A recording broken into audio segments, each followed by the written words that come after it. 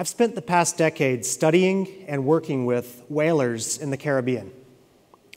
Before then, if you'd asked me what a whaling boat and its crew looked like, I probably would have described a huge metal ship with flaking paint, a harpoon cannon in the front, and some kind of crane-like apparatus in the back.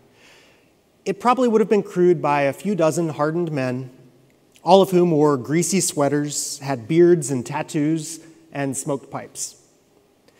I would have assumed they cared very little for the whales and only wanted to catch and kill as many as possible. What I found off the coast of St. Vincent was very different. I'm an environmental geographer. I study the connections that exist between human societies and the natural environments in which they live. I'm especially interested in those connections that don't line up with our expectations. In Florida, where I grew up, there's a power plant on the coast that draws in water from Tampa Bay for cooling. After it's used, the water is put back into the bay, several degrees higher than the surrounding temperature. In winter, manatees are attracted to the warm water, and they gather at the mouth of the plant's discharge canal. I can remember going as a child with my family to see the manatees and thinking even then how strange it was that we would come to a place so developed and industrial to view these animals in their natural habitat. When I learned that whaling was going on in the Caribbean, I wanted to know more.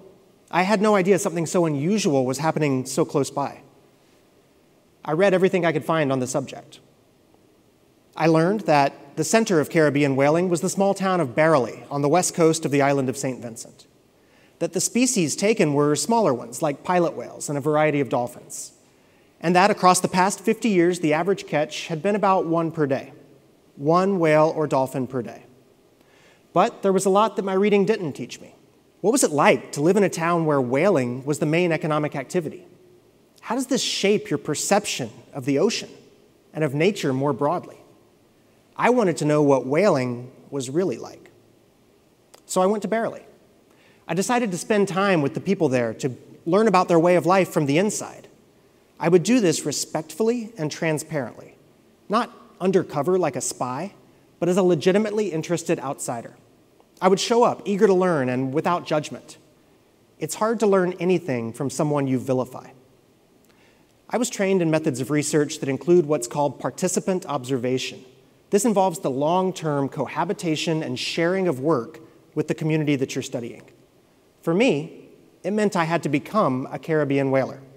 After an extensive period of trust building, I joined the crew of a small whaling boat. I want to emphasize the word small. The whales we caught were often as long as the boat or longer. For 3 months, I went out whaling 6 days a week. It was different than I had expected. The whalers wore board shorts and sandals. I was the only one on board with a beard or a tattoo. We'd be at sea for up to 12 hours a day, searching for, pursuing, and harpooning whales and dolphins. My job was to haul lines, straighten harpoons, and, put simply, to be a whaler. I was working far outside of my comfort zone. Some species of whale are famous for their song. Dolphins are known for their clicks and whistles. But I learned that both make horrible noises when they're dying. Something between a dog's bark and a child's croupy cough. When we caught larger whales, they'd be tied alongside the boat. Smaller dolphins were hauled up over the gunnels and kept inside with us. As they lay dying at my feet, I would time their deaths with a stopwatch as part of my research. Listening to their cough barks, watching the minutes and sometimes even hours tick by as they suffered, was hard to bear. But surprisingly, the experience also included moments of joy. When we would encounter whales of a species that they were not permitted to hunt, the boat's crew would often cut the engine so that we could drift and just watch in awe. Some of the whalers wore around their necks little whale tail amulets that they had carved out of whalebone. I recognized in them a passion not just for whaling, but for the whales themselves.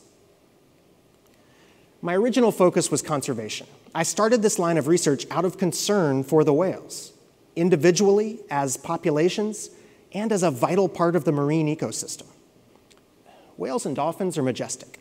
They're intelligent and charismatic as individuals and ecologically important as populations. Growing up, I can remember the excitement we'd share when we would see a pod of dolphins from the beach or riding the bow wave of a boat. Over time, though, I came to understand them being hunted for food if it was done sustainably, efficiently, and respectfully. At best, I'm convinced today that these are ideals not always lived up to by the Caribbean whalers.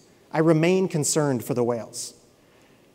But the complexity and the surprisingly precarious nature of the whalers' lives led me to feel concerned for them as well.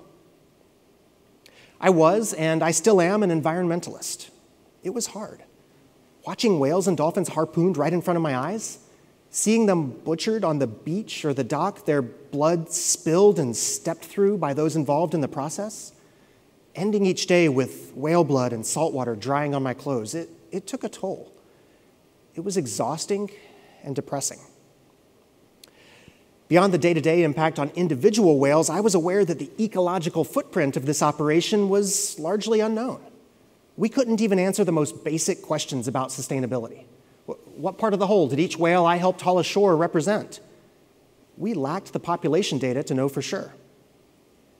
Despite my efforts to look the part and to fulfill my duties as a crew member, it was obvious to everyone else in Barely that I hadn't fully come to terms with what was happening. To them, I didn't support whaling enough. Over time, though, I came to understand the whalers' culture and their livelihoods better. I visited them in their homes built from the proceeds of whaling. I met their children whose school fees had been paid from the same source of income. I came to see how whaling was the lifeblood of this community. I also began to see the whalers, paradoxically at first, as conservationists. A sea devoid of whales is a horrifying image to a conservationist trying to save the whales. Equally so to a man trying to feed his family through whaling.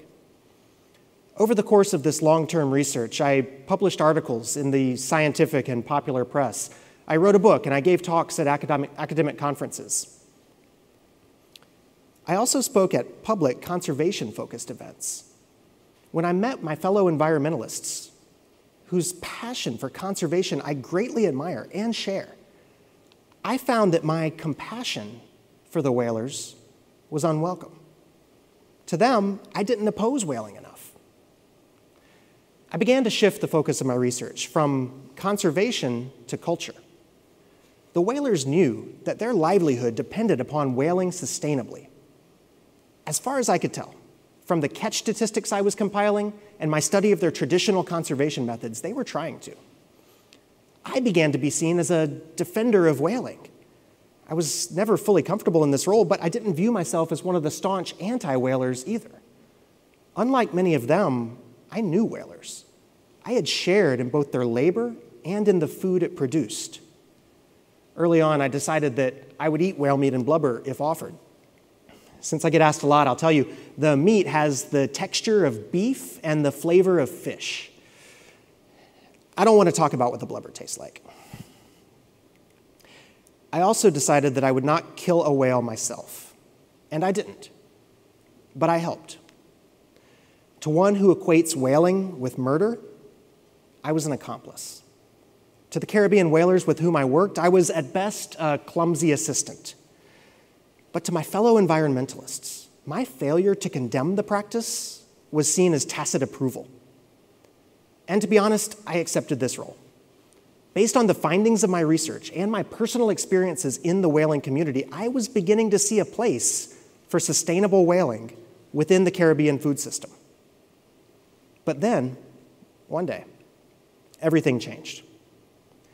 While I was working in the Caribbean, I kept up to date on developments within other whaling communities around the world. I knew that the issue of environmental pollution was a major concern. Many whale and dolphin species are top marine carnivores. Whatever pollution exists out there in the ocean gets concentrated as it moves up the food chain and ends up in the bodies of these apex predators.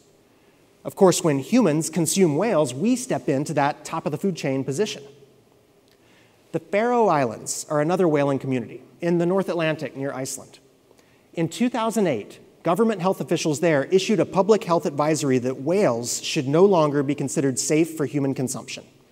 They'd been measuring concentrations of mercury and other pollutants for decades, and they reached this conclusion when the data showed that the whales were just too contaminated to eat. I wondered if the Caribbean whales might have this same problem. I shifted my focus once again, this time from culture to contamination. I hired a local assistant to collect tissue samples from as many whales and dolphins as possible over the course of a year, and I imported the samples into the United States for analysis. I was most interested in mercury because it's such a harmful and well-studied pollutant. Researchers measure mercury exposure in parts per million. That's how potent it is, parts per million. Together with students and collaborators, I started a multi-year initiative to understand patterns of contamination in whales and dolphins caught for food in the Caribbean. We've just published our first comprehensive findings earlier this year. Here's what we found.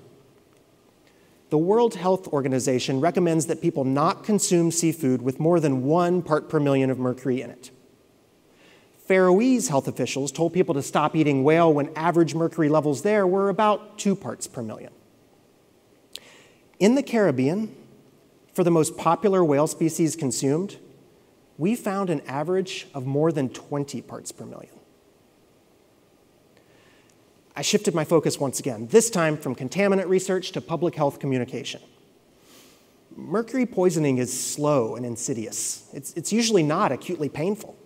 It's a neurotoxin.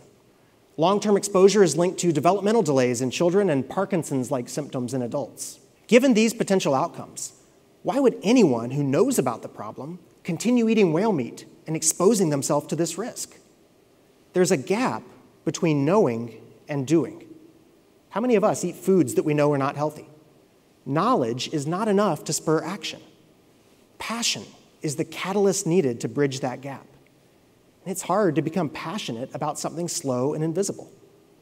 But we're trying. I'm now involved in the process of advising, from the background, public health and environmental policymaking in the Caribbean. Rather than spending my days at sea with the whalers, my students and I conduct interviews on shore in people's homes. We ask about their health and their diet. I've spent countless hours in government offices relaying my findings to officials. This is all for the purpose of keeping people informed and safe. It may be the case that, just like in the Faroe Islands, Caribbean governments decide to recommend or even legislate that whales are no longer hunted for food. If this happens, many environmentalists will rejoice for the simple reason that Caribbean whaling will have come to an end. But there's another kind of environmentalist, one with a more holistic and nuanced view, like John Muir, who wrote more than a century ago that whenever we try to pick out anything by itself, we find it hitched to everything else in the universe. To this environmentalist, the end of Caribbean whaling will not be an unambiguous win for nature. Sure, a controversial method of food production will have come to an end, but its impact was limited to a few small islands and regulated by traditional conservation methods. What makes the end of Caribbean whaling bittersweet for an environmentalist like Muir is the cause. The end of Caribbean whaling will most likely be caused by the contamination of the marine environment. Given the concentrations of mercury that we found in whale tissue, along with other forms of pollution like oil spills, plastic waste, noise pollution, it's safe to say that many more whales are harmed by these invisible killers than by something as blatant but small scale as whaling. But it's hard to become passionate about something slow and invisible. As I was considering this irony, I began to tie together the two ends of the spectrum with which I was working: whaling and anti-whaling. Both whalers and anti-whalers want to save the whales. Both whaling and anti-whaling can save the whales. Both whalers and anti-whalers want to see healthy populations of whales swimming freely in clean oceans, feeding, reproducing, and dying of natural predation.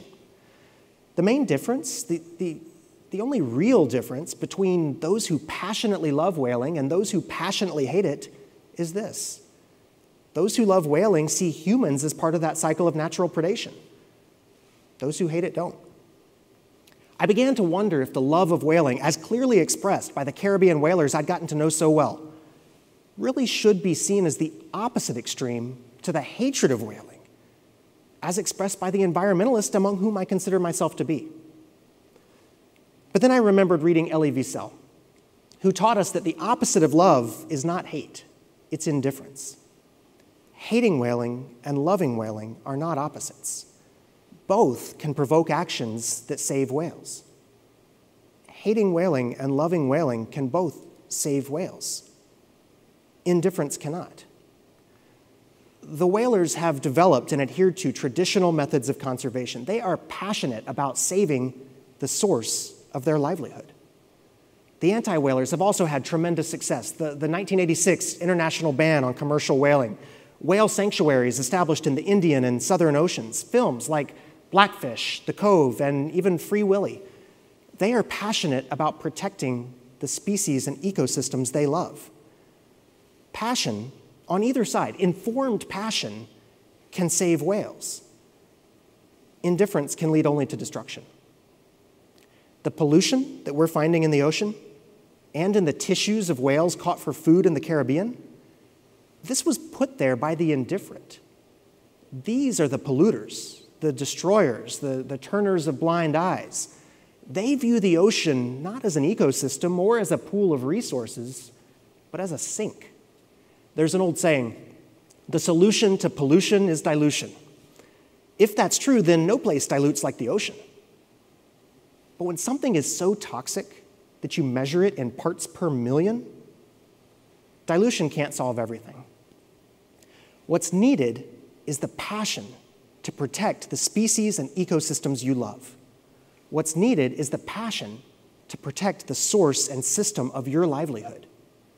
The most important lesson I've learned from more than a decade of Caribbean whaling research has very little to do with whaling specifically.